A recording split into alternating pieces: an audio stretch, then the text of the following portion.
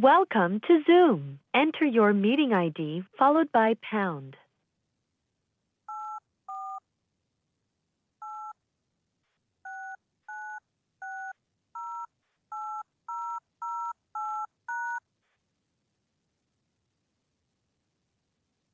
Enter your participant ID followed by pound. After the tone, please record your name. When you have finished recording, press pound. You are in the meeting now. There are 7 participants in the meeting. Taylor, Present. Commissioner Transu here. And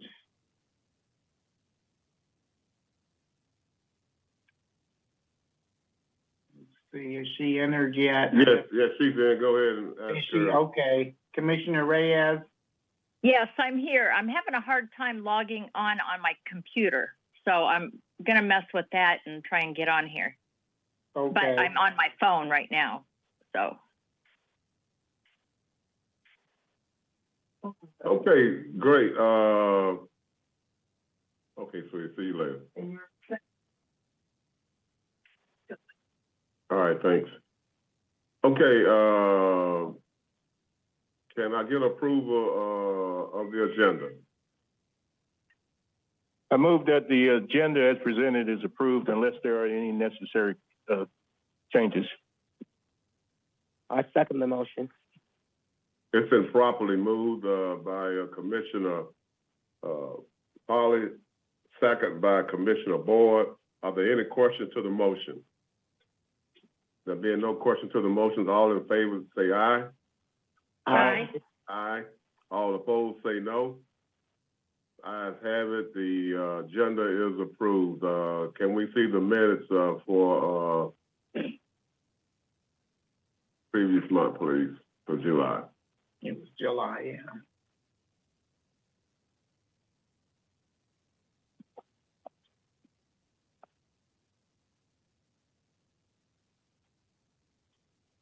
Okay.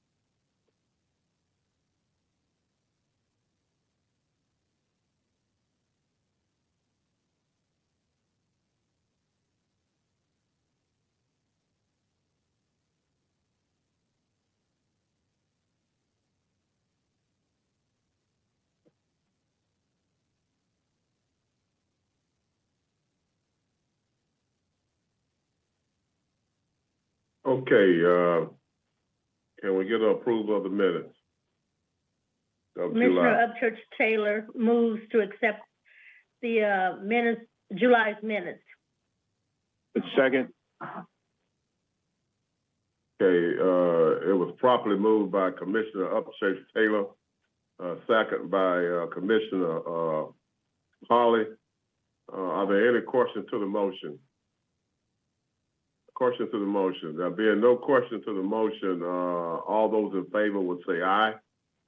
Aye. Aye. All opposed will say no. The ayes have it. The minutes are approved for July. Thank you, Director Lacy, and we will go to the director's reports for July and August. okay.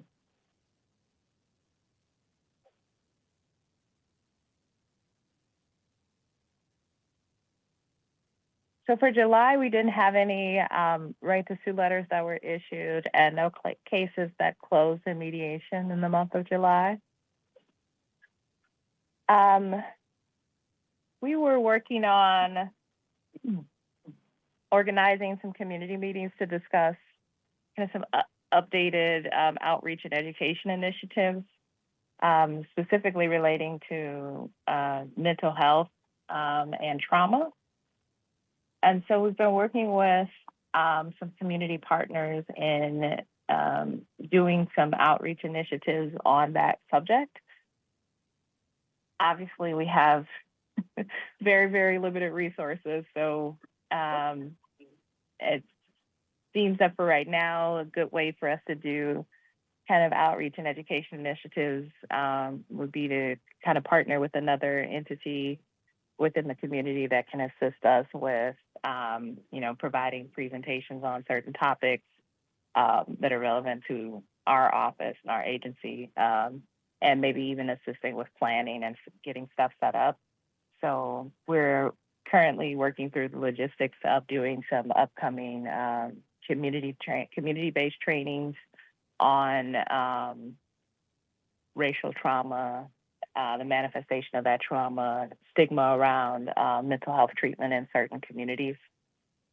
And then doing a separate training that we can provide to mental health treatment professionals that also talks about those topics. And we're looking at the training for the mental health professionals to occur in the fall of 2024. So it gives us a wide breadth of to make sure that we get a good speaker in who can do the training, and then also that we can get the word out to get as many people involved as possible. The one for the community, we're still working on the logistics of that, but we're thinking that we might do those trainings in the immediate future. So sometime within the next 6 months, we can get some dates set up, and then that's something that we can offer to the public, just to have those conversations, and then figuring out kind of what the setup of that is going to be and how to do outreach to kind of get folks in. So I'll keep you all posted on how that comes out and the final plan for those meetings. I attended the FEPA training in Baltimore. So FEPA is the Fair Employment Practices Agency. That's what the agencies that have contracts with EEOC are called. It was a lot of good information. They gave us some good resources that we can bring back to staff for training. We had some good conversations there.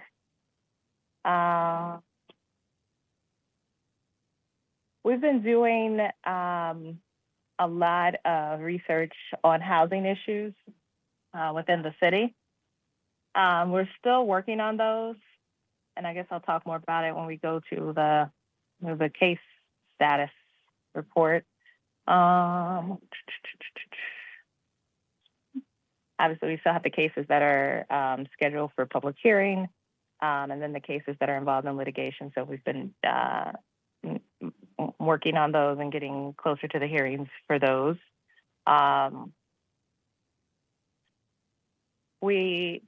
Myself, the assistant director, and Commissioner Transu attended the HUD training in Denver. Commissioner Transu, I don't know if you want to talk about the training at all. Sorry to put you on the spot. That's okay. I can a little bit. The interesting part, I guess, was that, well, they hadn't met since like 2018. Mm-hmm. So in public like this and stuff. So, they were catching up on a lot of stuff, saying what they had done in the past and what they planned on doing in the future. And of course, I don't understand as much of it as Director Lacey and Assistant Director Elif, but there are some things that really stuck out to me, like they talked about the hog hammock area of Sapelo Island in Georgia. If you've never seen it, there's a documentary on that on PBS. And I don't know if you can find it on YouTube too or whatever, but it's very interesting. The people have been there for centuries and are trying to, they're trying to push them out is what they're trying to do so that they can develop the land and whatnot. And one of the main residents was there with his lawyer, and they talked about that extensively. And I got notes on that even after the meeting, and I sent some things back and said that I had signed up on different things of it. And I just thought that was just one of the most interesting parts of that was talking about that land, Yeah. And then I learned that we have one of the books they talked about, I guess we have there at the office. I don't know if it's The Color of Law. Yeah. That's the one. Okay. Yeah. I'd like to check that out if I can sometime from the office. And, but anyway, yeah, it was good. I mean, they had a lot to go over since it was so many, such a long time, but they talked about, housing for persons with disabilities and, service animals in one of the breakout sessions like we've dealt with here. Yeah. And, the fact that the requirement for units that are accessible needs to be higher than just the 2 to 5% because the need, has risen so much. And of course, they went into technology and the fact that the AI thing is good and bad because some folks are actually denied housing because this technology screens differently than a human being would. So, so it's good and bad both, and not every business is it good to use it. Some places, it'll be more beneficial than others. So, they just had a lot to say. I mean, I could go on and on, but yeah, I learned a little bit more about the FIP and FAP part of it, which if you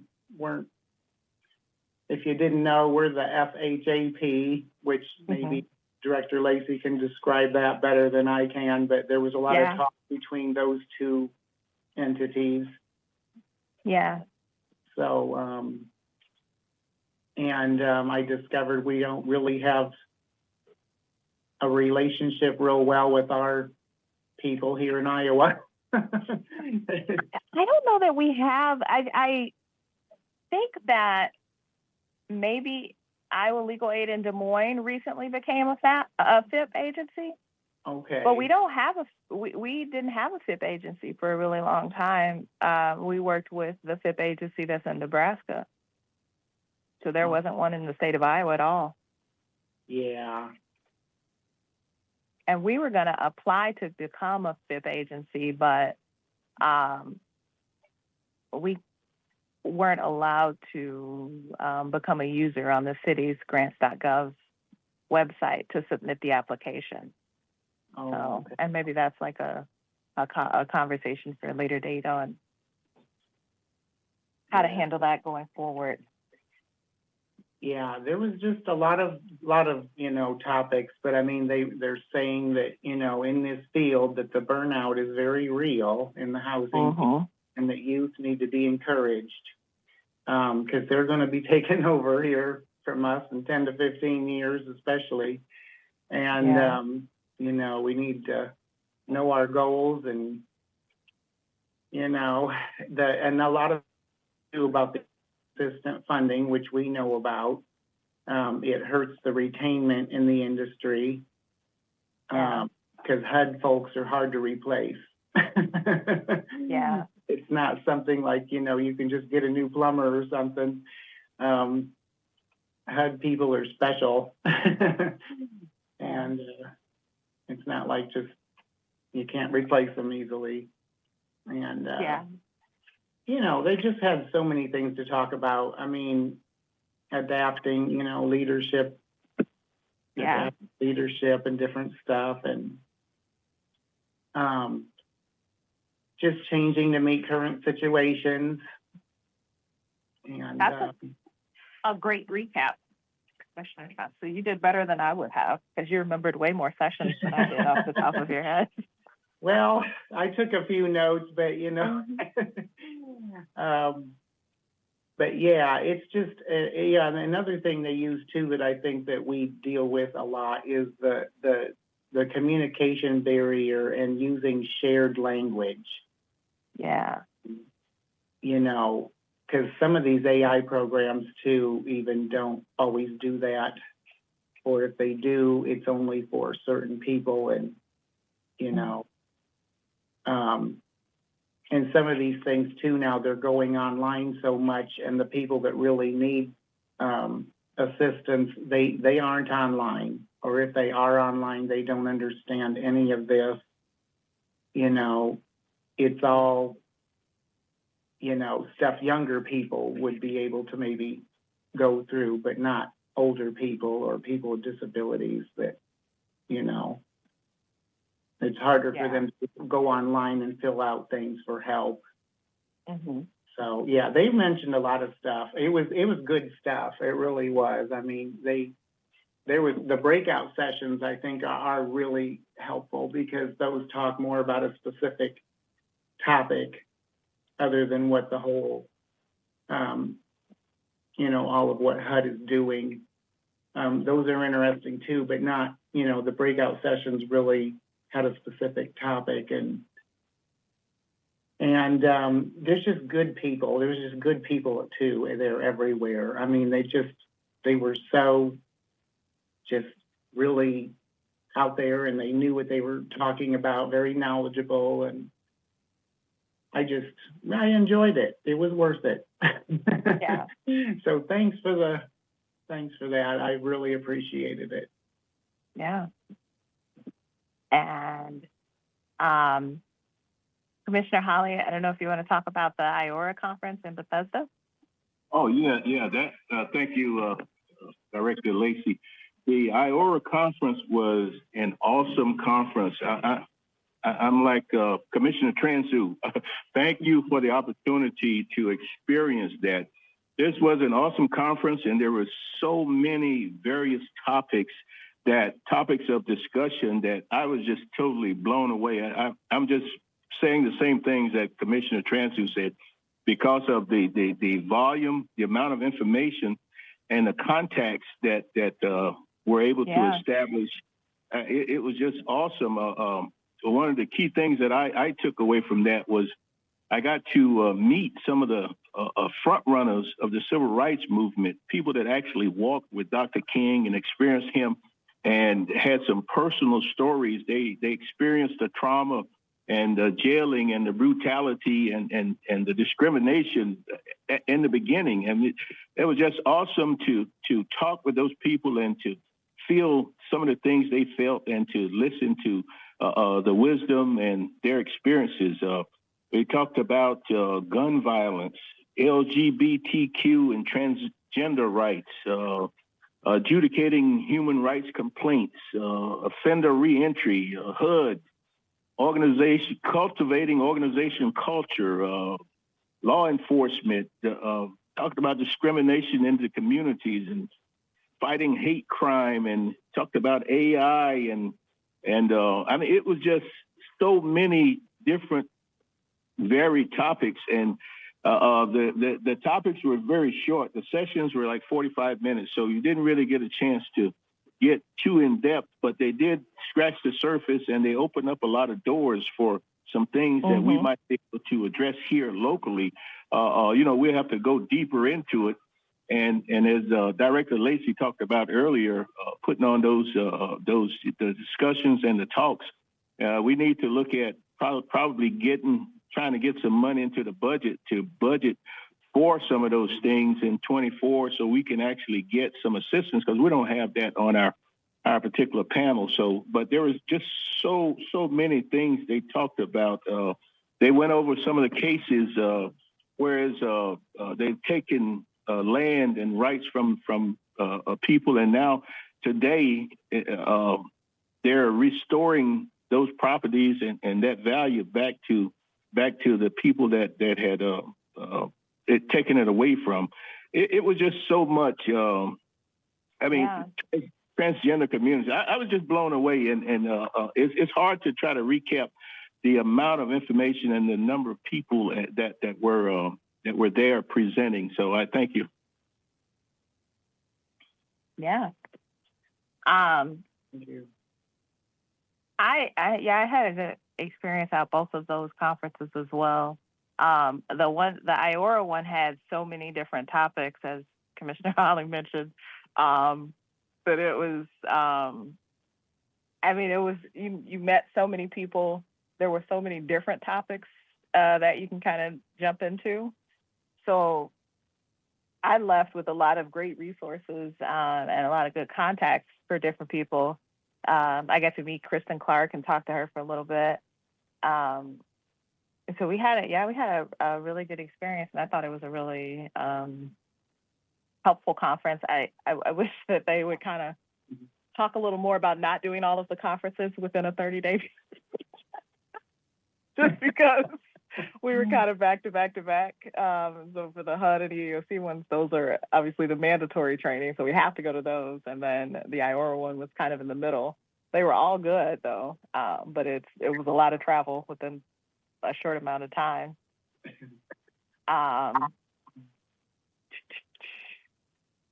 And Commissioner Holly and I talked kind of briefly about looking into the commission joining NFHA, which is National Fair Housing Alliance. They had done a presentation at the IORA conference, and we had kind of had some discussions. Commissioner Holly was interested in perhaps doing a study of, I think it was lending discrimination, wasn't it, Commissioner Holly? Yeah. Here in our community, and we had done one in 2018 with the NCRC.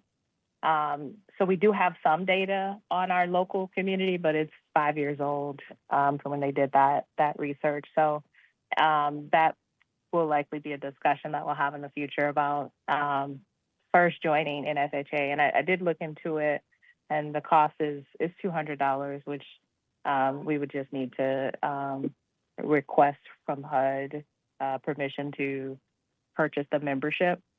And it looks like it comes with not only the ability to kind of access some of their resources, but also they can also partner with you on doing things specific to your community. So that might be something to talk about in the next few months, joining and then figuring out if we want to do like an ask for a study going forward. What else is going on? Oh, I think I went over that already. So. Hey, Director Lacey, I think those were two great overviews of training that these two commissioners, along with yourself, received. And I'm in agreement with the plan to do that study. So we need to look at that so we can get it before the commission here, and so that we can get a vote on it. Okay. And make sure that we just get it off the shelf and get it into action. That's something that needs to be done because of all the discriminatory lending practices and redlining and stuff that goes on within this community around here and stuff. So my hat's off to each one of you guys and stuff, and so thanks a lot. Go ahead. Okay, and so we are continuing to monitor COVID still. We've seen that they have another new variant, kind of working to better understand the impact on public health, seeing how contagious it'll be. But as you're seeing, there's more news articles suggesting that we continue masking and suggesting that people obtain the latest boosters. So I think we'll just kind of keep with the status quo of how we've been handling it there in the office. I'm going to put up the case status. Let me share my screen. Can everyone see that? Yes. Yeah. Okay. So, in July, for housing, we had 6 new cases, and in August, we had 14 new cases, so 20 new cases in 2 months. And employment, in July, we had 4 new cases, and in August, we had 1 new case. We had 3 employment closures in July and 6 employment closures. Oh, sorry. 3 employment closures in August and 6 employment closures in July. As you can see, we've had kind of an extreme influx in filings in the last few months in the area of housing. So HUD estimates the number of cases that we would receive based on the size of the city. And so they estimate that we would receive 8 cases a year. So we're now at 40 cases on our books right now for housing. Obviously, that's kind of put a strain on the resources of the office. So we do need to receive some kind of assistance or additional funding to handle the cases that we've received. Of the issues that have been being reported to us, we've seen a lot of claims alleging failure to accommodate a tenant's disability. And some of the claims involve allegations that might be more closely aligned with the duties of the city's inspectors, for addressing the immediacy of the concern. But they also overlap with fair housing issues. So an example of that would be if a tenant with disabilities who has limited mobility, they live in a building that has a non-functioning elevator, and the building is failing to make the repairs that are required. As a result of the tenant's disability, they might be trapped in their unit for days or weeks, depending on the time, to make the necessary repair to the elevator.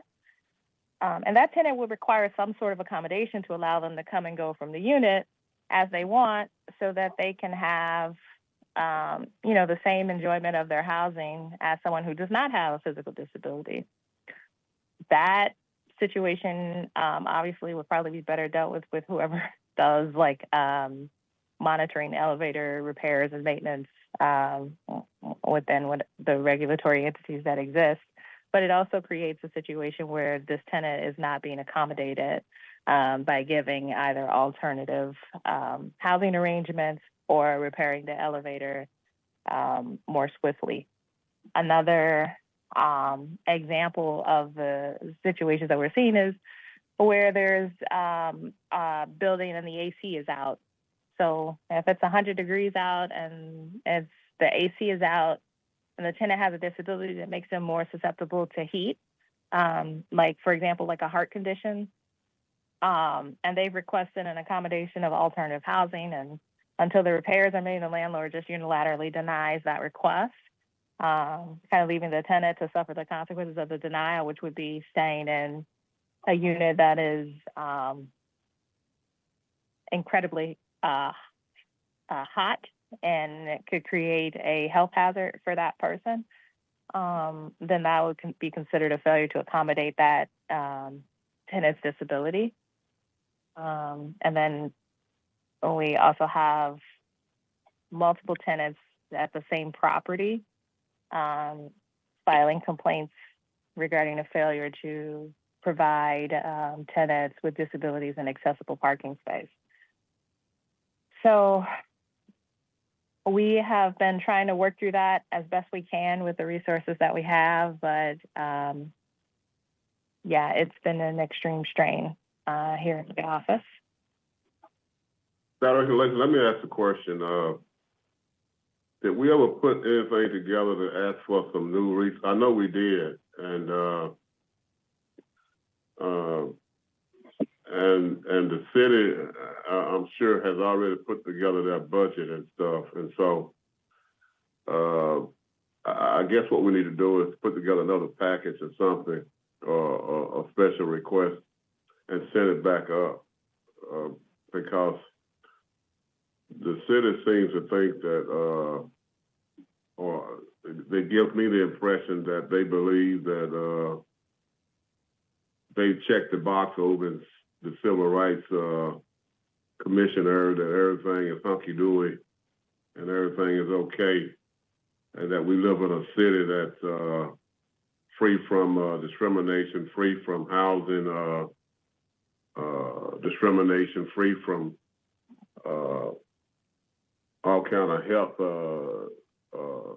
disparities and things of this nature, and just a host of other things that I could just start spitting them off, and I don't want to get off into that, but I guess where I'm going is that we need to ask for some more funds, and we need to be very deliberate in our efforts, and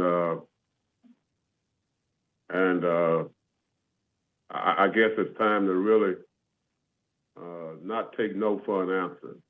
I am sick of the point whereas they're telling us no one else is getting a raise or anything else, or no one else is getting any money. Well, that's all well and fine. We need to do a job over here. We already got commissioners. You don't pay us anything to do this thing, and so you got a staff that that is being paid to some extent, and it's overburdened by the number of cases that you guys are having to work over there, and it looks like a deliberate effort on their part to just dismantle this office, and so I guess we got to go ahead and dig a foxhole, get in it, and prepare for full out a budget war with the city here to get some more funds and stuff. So, and we need to go ahead and do that. I just wanted to make that comment. I'm kind of fed up there. Yes. Question. I know at our last meeting we talked about doing some budgetary review and analysis. You said that you guys had put something in. I don't remember seeing anything that addressed the increase in resource requirements based on workload. So are we doing anything actually to address the lack of resources and the increase in workload in terms of requesting those funds from the city, and also justifying the need for the resource regarding that budget demand? So we probably need to put something together based on Lacey's analysis of the workload increase. I mean, it appears that we would have sound justification whether they do it or not, they respect it, but we need to at least show that we have that increase in workload, so we need those resources. So what is the plan for putting that together? And I want one. Go ahead, Director Lacey. I'm sorry. Sorry about that. I think that I sent you, Commissioner Hawley, the documents that we sent for last year's budget request. The increase. You did, but it was hard to. Okay. Yeah, it was hard to determine from that document, how they developed the budget, what the basis was for the resources that they allocated to us. So I don't know if it was based on workload or just some arbitrary number, or just based on what they've been giving us. But I think the onus falls on us to say, hey, look here, we've got this workload that we're actually seeing and we're anticipating. So we need these resources, whether they give them to us or not. We probably need to be intentional in our budget request to say we need this many resources to support this kind of workload that we're anticipating. I think one thing that we've got to do too, we need to reschedule another meeting and make sure that you're available to be at that meeting and stuff, and so that we can move forward with exactly what you were talking about. So I'm going to ask Director Lacey to work with you, and who else did we ask to be on that committee? Commissioner Reyes. Commissioner Reyes. Yes. Yeah. Okay. I'm gonna ask her to set that meeting up again, as quickly as we can, to get some, traction and to get, a foundation going so that we can put that request, together. Okay? Thank you. Okay. All right, thanks. Thanks, Director Lacy. No problem. And they haven't done that portion of the budget yet where they go over with us, the process for requesting a budget increase. But we did request one last year and requested the addition of, several staff members. And we wrote up the explanation for that, just based on the amount of cases that we have versus the number of staff members that we have, and then requiring staff members to do kind of multiple jobs, without providing the resources for that to happen, if that makes sense. So if I'm doing HR, finance, litigation, issuing decisions, that's a lot of work for just one person to do. That's too much. Yeah. And Okay. and I would agree with Commissioner Guster that it's undertaken with the intent to undermine the work of the office. And then I'm gonna switch back to the agenda packet. The last thing that I have is, on last Friday, September 8th, I received a complaint from commission staff members that, a member of city staff made inappropriate comments while visiting our office.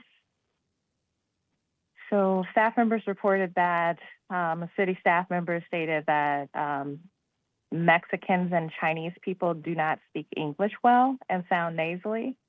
And that staff member, then pinched their nose to simulate, a nasal tone and said, you know, they all talk like this, referring to, Mexicans and Chinese people as they phrased it.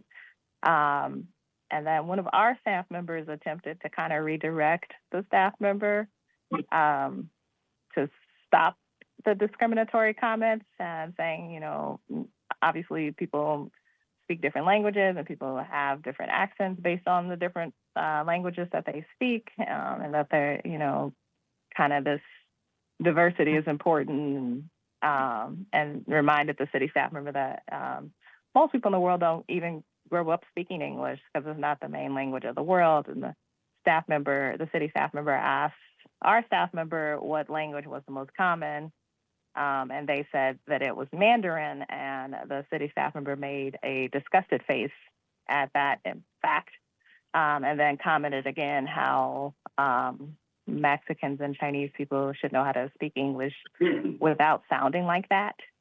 And then they went on to give an example of, you know, this Mexican guy that I was talking to had terrible English and sounded nasally, and I told him that he needs to speak English better.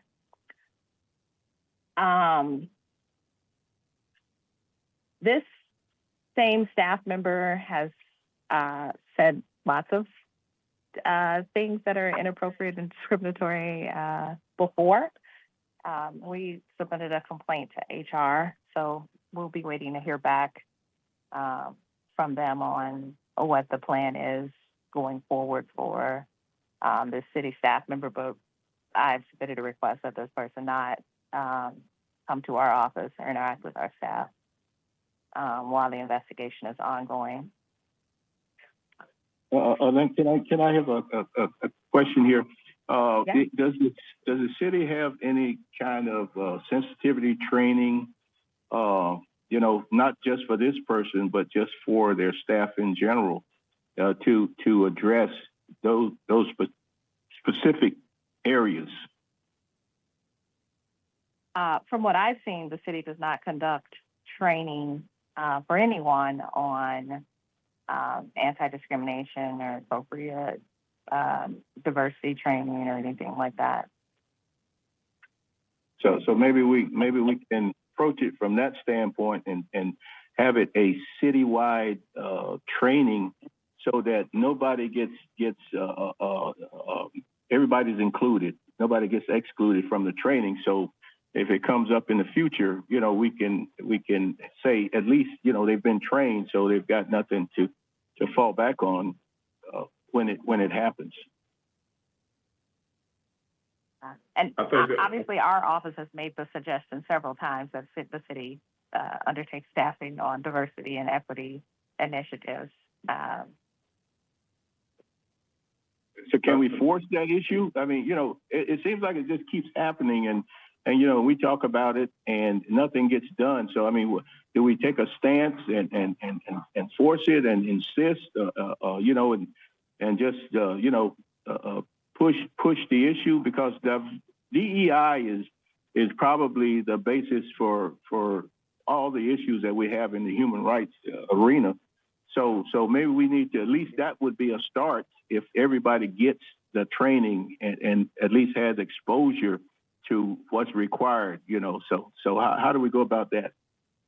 That's a subject, Director Holland, that I think we should just take up with the mayor and pursue it from that. We haven't had a meeting with him in some time, and we need to get one scheduled. And along with that particular item, there's some more items of that we got to, some more issues that we need to discuss with him.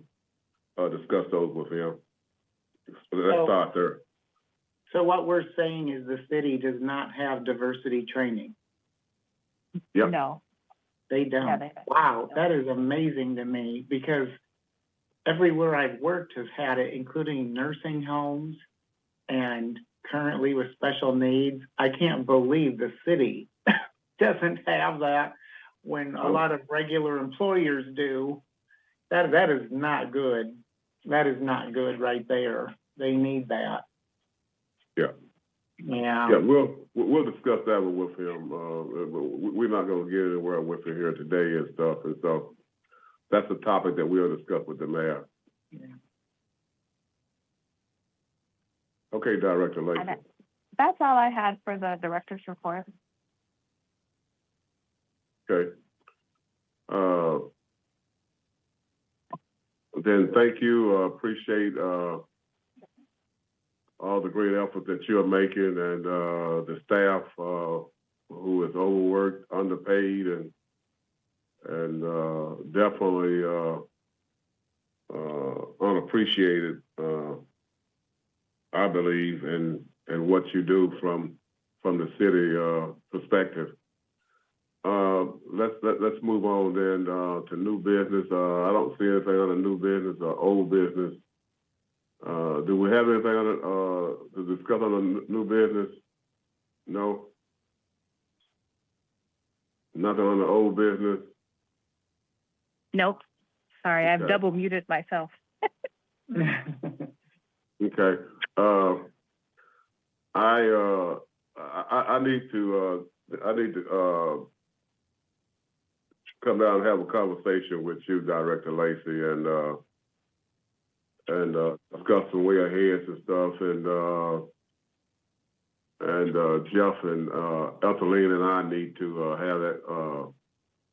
Need to set up a meeting just to get up to par and on some things, and then so I can go ahead and schedule a meeting with Matt Matson so that we can get back to business to kind of bring into fruition some things that we've been kind of just outlaying out there. And in particular, I know we want to make sure we talk about this budget, and then we want to talk about this DEI and some other things as well.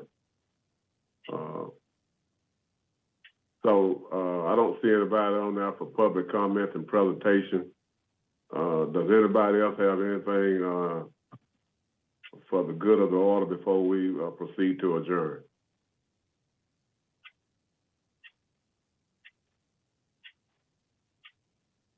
Oh, I guess I forgot the update on the school supply drive. So we ended up collaborating with the housing cluster and Transitions Mental Health, and we were able to distribute backpacks through them.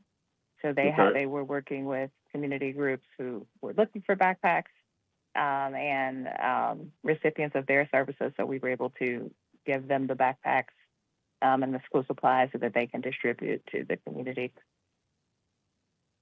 Okay. Let me, that's a great deal. That's good stuff. And, always put forth a good effort in those, in that area, and not only there, but other areas as well. So thanks, I really appreciate that.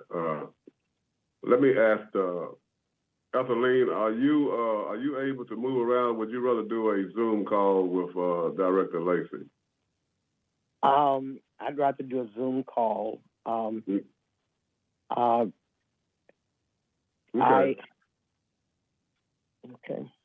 Okay. Okay. I just want to know. I know you've been a little ill and stuff, and I want to. I don't want to have you out moving around if you don't want to. I can't do that and stuff, but I want to. If you are able to join us, I want to try to keep you in the conversation. If you feel up to doing that, so. Well, Speaker, I do have something to share with you, but I'll do it at a later time. Okay. Okay. All right. Well, can we set up a meeting, a Zoom meeting then? And if you can't share at that time, then we will just talk by phone or something, or however you want to do it. Okay. Okay. All right. Okay. That being said, let me just thank everybody on the call here today, each one of you commissioners for doing what you do. And it certainly does not go unnoticed from me. I can tell you that. And we have got to just really bear down and do some things to try to get some more funds and to just get this space for the Civil Rights Commission to be able to operate and to do its job effectively. And right now, the staff can't do it effectively by being what I perceive as really being squeezed into a position of not having the correct funds, and I'll say this and I'll do it right quick, not having the correct funds, the staffing level to meet the requirements of this here office right now as it stands. So Commissioner Holly and Reyes, when Director Lacy contact you guys, please let her know when you guys can meet to talk about the budget so that we can get that rolling.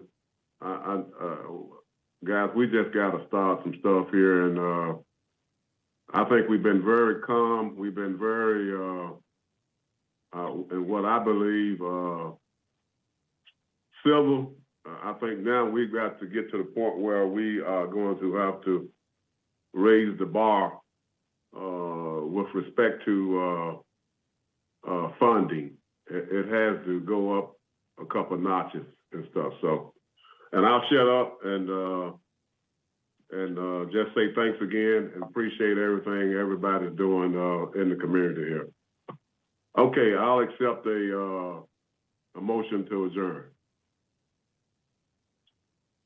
I move that we adjourn this meeting if there is no other discussions. Okay.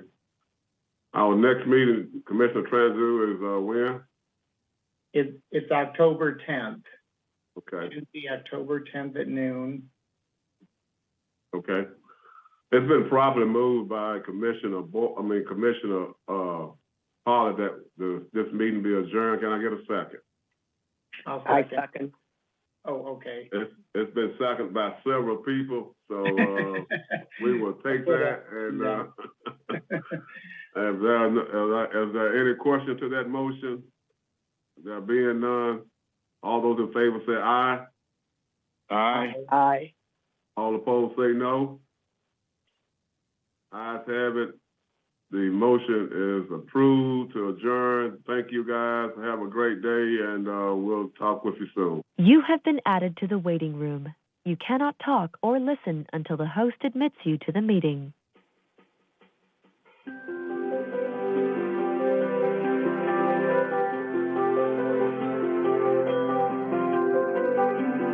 Goodbye.